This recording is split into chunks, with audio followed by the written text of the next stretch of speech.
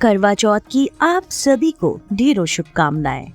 जाने कैसे शुरू हुआ करवा चौथ का व्रत। इन्होंने किया था पहली बार। दोस्तों, करवा चौथ का व्रत भारतीय महिलाओं के लिए सबसे महत्वपूर्ण व्रतों में से एक है।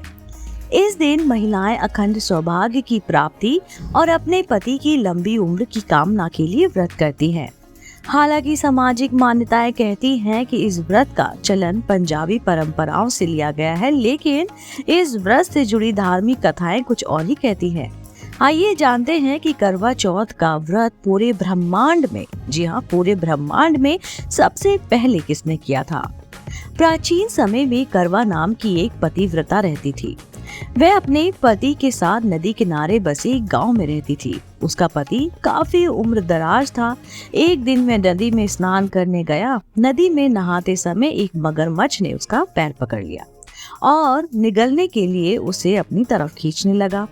इस पर वह अपनी पत्नी का नाम लेकर करवा करवा चिल्लाकर अपनी पत्नी को सहायता के लिए पुकारने लगा। करवा पतिव्रता स्त्री थी और उसके सती तत्व में बहुत बल था। जैसे ही उसने अपने पति की आवाज सुनी, करवा दौड़कर अपने पति के पास पहुंची। उसने अपने पति का पैर मगर के मुंह में देखकर अपनी सूती साड़ी से एक धागा निकाला और अपने तपोबल से आन देखकर उस मगरमच्छ को कच्चे धागे से ही बांध डाला। मगरमच्छ को उस सूत के धागे से बांधने के बाद करवा यमराज के पास पहुंची। यमराज उस समय भगवान चित्रगुप्त के खाते देख रहे थे। करवा अपने हाथ में लाई हुई 7 सीकों को झाड़ने लगी।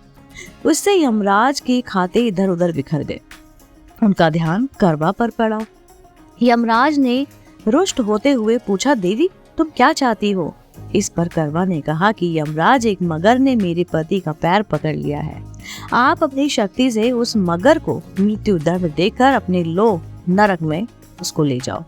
इस पर यमराज ने कहा कि मगरमच्छ की आयु अभी शेष है, समय से पहले मैं उसे मृत्यु नहीं दे सकता। इस पर करवा ने कहा, यदि आप मगरमच्छ को मारकर मेरे पति को चिरायु होने का वरदान नहीं देंगे तो मैं अपने तपोबल से आपको नष्ट होने का श्राप दे दूंगी। करवा की बात सुनकर चित्रगुप्त सोच में पड़ गए, क्योंकि वह करवा के सतीत्व के कारण ना तो उसे श्राप दे सकते थे और ना ही उसके वचन को अनदेखा कर सकते थे। तभी उन्होंने मगरमच्छ को असमय ही यमलोक भेज दिया और करवा के पति को लंबी आयु का वरदान दे दिया।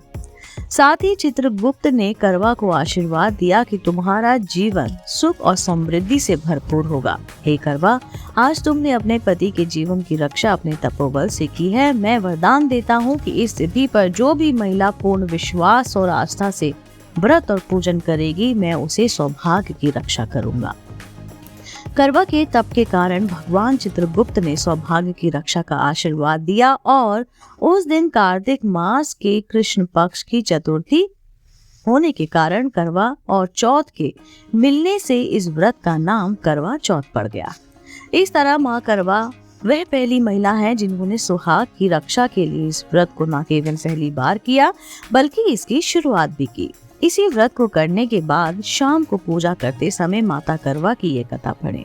साथ ही साथ माता करवा से विनती करें कि हे माँ करवा, जिस प्रकार आपने अपने सुहाग और सौभाग्य की रक्षा की है, उसी तरह हमारे सुहाग की रक्षा करना। भगवान चित्रगुप्त और यमराज से विनती करें कि हे प्रभु, जो वचन आपने माता करवा को दिए थे उनका निर्वाह करते हुए हमारे व्रत को स्वीकार कर हमारे सौभाग्य की भी रक्षा करना। इसके बाद भगवान श्री कृष्ण के कहने पर द्रौपदी ने अर्जुन के लिए करवा चौथ का व्रत रखा था। इस व्रत के बारे में वराह पुराण में भी उल्लेख मिलता है। दोस्तों, उम्मीद करती हूँ आपको ये जानकारी कि करवा चौथ सबसे पहले किसने रखा, किसने इस व्रत की शुरुआत की, ये जानकारी जानकर आपको बेहद खुशी हुई होगी। अगर आप ऐसे ही धार्मिक पौराणिक कहानी कथाएं सुनना पसंद करते हैं तो आप मेरे चैनल आध्यात्मिक कहानियों को तुरंत से लाइक कीजिए, शेयर कीजिए और सब्सक्राइब कीजिए और ये बेल आइकन दबाना बिल्कुल ना भूलिए।